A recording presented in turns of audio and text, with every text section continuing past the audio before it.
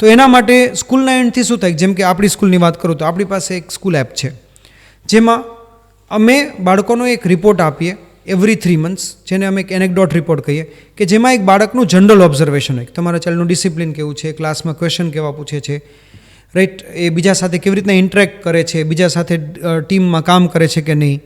પછી sports teacher એનું observation એમાં નાખે, ડાન્સ મ્યુઝિક આર્ટ ટીચર એનું ઓબ્ઝર્વેશન આપે, અને પેરેન્ટ્સ મિટિંગના ટાઈમે એ બધા ટીચર્સ બી પેરેન્ટ્સને મળે.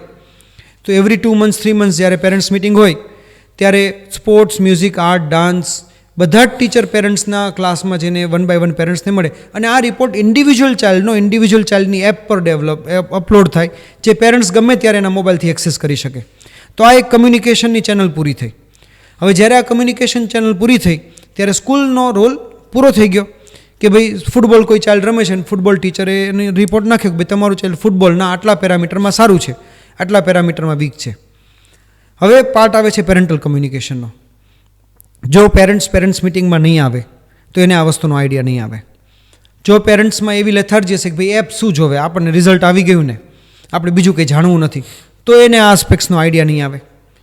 તો અગેન ત્યાં ખાલી જરૂરિયાત છે પેરેન્ટ્સના અટેન્શનની, ત્યાં એમને કંઈ કરવાનું નથી. પેરેન્ટ્સ મિટિંગમાં 2 કલાક હાજરી આપવાની છે 2-3 મહિને એક વખત, અથવા તો એ ટીચર સાથે કમ્યુનિકેટ કરવાનું છે. અમે તો ત્યાં સુધી જઈએ છીએ કે અમે પેરેન્ટ્સને એમ કહીએ છીએ કે તમે એવરી વીક એક વખત તમારા બધા ટીચર્સને ફોન કરો. અમારા બધા ટીચર્સના નંબર અમે પેરેન્ટ્સને શેર કરી દઈએ છીએ કે તમે એવરી વીક એક વખત તમારા ચાઇલ્ડના બધા ટીચરને ફોન કરીને ખાલી તમારા ચાઇલ્ડનો ફીડબેક લઈ લો, જેનાથી તમને ઇમિડિયેટલી કોઈ પણ વસ્તુનો આઈડિયા આવી જાય. એટલે જે એક્ટિવ પેરેન્ટ છે એ એવરી વીક કરે છે, કારણ કે 2 મિનિટ થાય. જો ચાઇલ્ડના 10 ટીચર હોય ને ટોટલ, તો દરરોજ તમે 2 ટીચરને કોલ કરો તો 5 દિવસમાં પૂરા થઈ ગયા, 2 થી 3 મિનિટમાં તમારો એ ફોન કોલ પૂરો થઈ જાય. ડેઈલી 5 જ મિનિટ જોઈએ. તો જે એક્ટિવ પેરેન્ટ છે એને ઓલરેડી 5 મિનિટમાં આઈડિયા છે, અને અપડેટેડ આઈડિયા છે કે મારું ચાઇલ્ડ દરરોજ સ્કૂલમાં શું કરે છે. જે એટલા એક્ટિવ નથી તો એપમાં 2-3 મહિને રિઝલ્ટ જોઈને, એના ટીચર્સના રિમાર્ક જોઈને સમજી શકે. આ ફંડામેન્ટલ કમ્યુનિકેશનનો પાર્ટ થયો. હવે એના પછીનો જે પાર્ટ પેરેન્ટલ પાર્ટ છે એ અગેન સિમિલર વસ્તુ પર આવે છે કે જ્યારે આ રિપોર્ટ એમને મળે છે, જ્યારે એકેડમિક રિપોર્ટ્સ એમને મળે છે, એના પછી એનું એનાલિસિસ પોતાના લેવલ પર કરે કે આમાંથી મારે શું જોઈએ છે, આમાંથી ખરેખર મારા ચાઇલ્ડને મારે શું આપવું છે. સપોઝ એના સ્વિમિંગ ટીચરે એમ કહ્યું કે ભાઈ તમારું ચાઇલ્ડ સ્વિમિંગમાં બહુ ધ્યાન નથી આપતું, જ્યારે મને ખબર છે કે મારા ચાઇલ્ડનો સ્પોર્ટ્સમાં ઇન્ટરેસ્ટ નથી, તો હું એને નિગ્લેક્ટ કરી શકું, કારણ કે એ અગેન એની પ્રાયોરિટી નથી.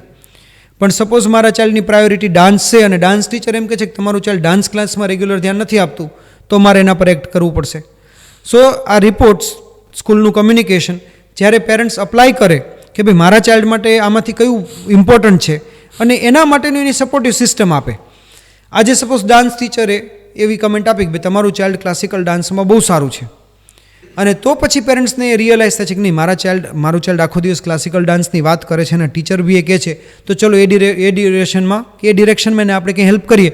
તો જો એ ચાઇલ્ડ સપોઝ ક્લાસિકલ ડાન્સના ક્લાસીસ એડ કરે છે, કોઈ એવા ગ્રુપમાં જોઈન થાય છે, ઇન્ટરેસ્ટ ડેવલપ કરે છે, તો એ ચાઇલ્ડનું એ ડિરેક્શનનું ડેવલપમેન્ટ ચાલુ થઈ જશે. બરાબર. સો અગેન સ્કૂલ અને પેરેન્ટ્સ સાથે મળે તો જ હોલિસ્ટિક ડેવલપમેન્ટ થાય. એક પણ પાર્ટ આમાં જો વીક હોય તો હોલિસ્ટિક ડેવલપમેન્ટ ના થાય.